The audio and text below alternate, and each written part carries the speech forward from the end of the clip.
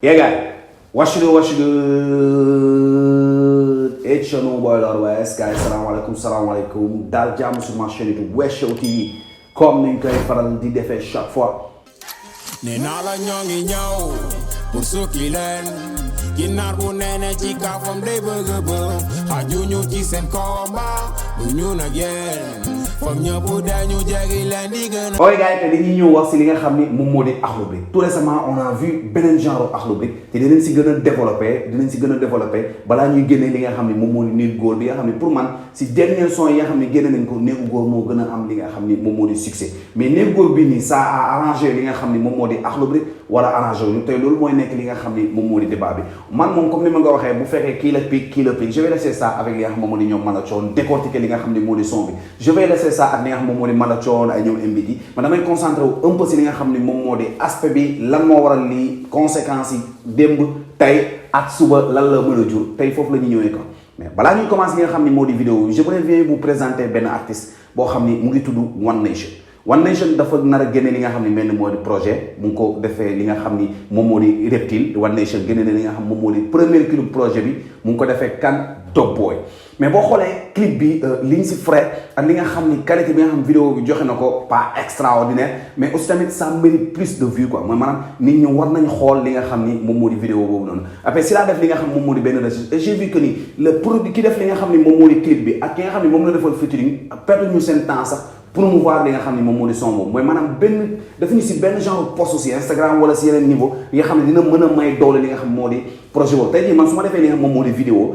damay aider kooku noonu pour mu mën a am li nga xam ne moom moo di ay views parce que sama liggéey la bugguma mu salte il faut que gars yi commencé xam ni entertainment noonu la lépp looy def soo bëggul mu salte da ngay may doole loolu noonu comprendre moo am li nga xam ni moom moo di benn image bu rafet quoi mais tey jii nii mënu ma defal nit clip ba pare ma toog bañ publier mais su ma defalee ñeneen ñi ma publier parce que ñooñu laa gis ni ñooñu ñoo gën a mën a am view kon loolu du liggéey quoi c'est pas trop professionnel mais surtout aussi tamit si côté Top Boy boo defee li nga xam moom moo di featuring ak nit wax dëgg fi yàlla il faut aussi tamit partager li nga xam ni moom moo di vidéo parce que gagnant la quoi parce que peut-être moom mu ngi doog a commencé mais aussi tamit yow am na benn niveau boo xam ne si côté image yoroo ko il faut qu'on se dise la vérité quoi da leen partageante da leen jàppalante parce que loolu mooy njëriñu featuring bu ñu paree si loolu nañ dem si ki nga xam ni moom moo di Belem Pro mooy booy bi nga xam ni old school dafa dundaat mais daf ko moderniser te genre booy yooyu noonu malheureusement dañ nekk ñoo xam ni maanaam topp ñu trop li nga xam ni moom moo di tendance bi te pourtant nit ñi ñooñu leen war a gën a jox li nga xam ni moo di bët parce que rap bi dafa yaatu bu ñu ko concentré seulement si li nga xam ne kuy def drill wala ñu concentré ko seulement ki nga xam moom mooy def trap wala ñu concentré ko seulement ki nga xam moom moo di rap mbalax il faut ñu am li nga xam ne moom moo di diversité il faut ñu dellu aussi tamit si li nga xam ni moom moo di base yi beneen booy bi nga xam ne moom laa leen jox mu ngi tudd Boy Nizi boo leen demee surtout di ngeen ko gis benn talent la boo xam ne Wesh Yow découvrir na ko def nañ li nga xam ni moom moo di yenn projet ensemble te incha allah rabi dina génn Boy Nizi aussi tamit dafa nekk benn booy boo xam ne ku jara bàyyi xel la nañ ko seetaan aussi am na yeneen booy yoo xam ne ñu ngi tudd 2X Wanted waa Mbour aussi tamit ñu ngi ñëw parce que Mbour dafa am benn armée bu garaaw boo xam ni ñu ngi koy préparer quoi ça veut dire que rap Galsen bi est-ce que en certain moment du demi Mbour quoi parce que on voit beaucoup de nouveaux talents yi nga xam ni dañuy génn si Mbour yi wala li nga xam moom moo di sous-région yi kon ça veut dire que waa Dakar war nañ xool bu baax ni war nañ am de grands adversaires de taille yoo xam ni ñu ngi ñëw bu loolu weesoo gars yi nañu attaquer li nga xam ni moom moo di suñu sujet ñu waxtaan si li nga xam ni moom moo di Akhlou Brick Paradise. yee gars yi Akhlou Brick Paradise qu'est-ce qui se passe avec Akhlou Brick Paradise question boobu la beaucoup de personnes di posé wu. xewi la du xewi erreur stratégique la du erreur stratégique ku si nekk na ma jox li nga xam ni moom moo di commentaire am pour wax ma lan mooy vrai problème mu Akhlou Brick man dama leen raconter un peu qu'est-ce qui s'est passé Akhlou Brick ñun ñëpp xam nañ ni affaire de millions de views si li nga xam moom moo di YouTube bi ñoom ñoo ko gën a valoriser si li nga xam moom moo di Sénégal je peux bien dire que ni si rap bi ñoom ñoo doon gën a def son bu dugg rek lu mu tuuti mu laal million kon ñoom dañ demoon ba tàmm li nga xam ni moom moo di millions de views yi essayer comprendre lan moo waral loolu noonu nag mooy maanaam Akhlou Brick moo njëkk a comprendre li nga xam ni moom moo di business boo xam ni da ngay toucher commercial bi commercial mooy maanaam xëcc beneen public boo xam ni bokkul ak bi nga xam ni moom moo di hip hop bi parce que public hip hop Sénégal yi nga xam dañuy concentré hip hop seulement vastul bëriwul waaw kon tey jii nii pour nga mën a am li nga xam moom moo di prestige pour nga mën a yokk li nga xam moo di sa niveau il faut nga xëcc ñeneen indi leen si li nga xam ni moom moo di public Sénégal Akhlou Brick loolu la comprendre ay sama choice xam nga ay li nga xam moom moo di am sorry son yi nga xam ne yëpp c'était commercial déjà bu ñëwee def li nga xam ne moom moo di partie rap que je peux même appeler li nga xam moom moo di style R&B la ñu indi si li nga xam moom moo di rap Galsen bi gënoon na may doole li nga xam ne moo di waa Akhlou Brick ba ñu mënoon compétir ak ñeneen ñi su ma newoon jamono yooyu sax ñoom ñoo gënoon taxaw si li nga xam ne moom moo di côté chiffre bi nga xam ne gars yi bëgg nañ ko insérer carrément si li nga xam ni moom moo di rap Sénégal et pourquoi ñu bëgg ko insérer léegi-léegi te pourtant côté chiffre yàgg na am si li nga xam ni moom moo di côté Akhlou Brick Paradise ñu dem si li nga xam moom moo di deuxième point bi ñëw nañu indi li nga xam ne moom moo di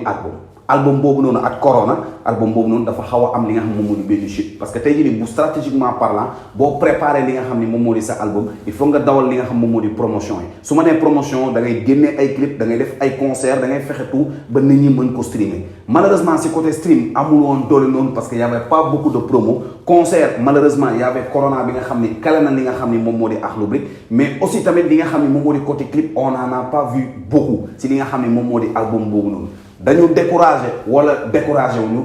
question lañ nekk di poser li nga xam ne moo di gars yi nga xam ne dañ koy seetaan ñu dem si li nga xam moom moo di troisième point bi gën crucial mooy maanaam retour d'Akhlou Brick biñ toogee lu yàgg def ñu li nga xam ne mooy après album bi promo bi dawul baaxul genre parce que il faut oser le dire gars yi dañu ñëw ak li nga xam ne moom moo di ñaari clip li nga xam ni beaucoup de personnes daan ñu ko def mooy maanaam ñaari clip en même temps peut-être man maa ju mais mosuma ko gis si li nga xam ni moom moo di rap Galsen su fekkee am na ngeen corrigé ma bi ñu ko defee nag mu am benn succès mooy maanaam son yi ñëwaat ñu ne Akhlou Brick nii mais foofu noonu erreur stratégique la wala genre yooyu parce que j'ai vu que ni depuis ñu def loolu noonu Akhlou Brick dafa mel dafa xaw a perte li nga xam ni moom moo di fan base bi nga xam ni moom moo ko doon topp mooy maanaam ñi muy wooyee les brickers dafa mel dafa ko xaw a perte quoi léegi Akhlou Brick nag ñëwaat génnee li nga xam ni moom moo di Taku Fall bi ñu génnee Taku Fall personnellement j'ai vu que c'était trop précipité la moo tax Akhlou Brick bëgg génnee loolu noonu par force en ce moment là et j'ai dit que c'était pas bien structuré ñu génnee li nga xam ni moom moo di Añaaja am li nga xam moom moo di niveau boo xam ni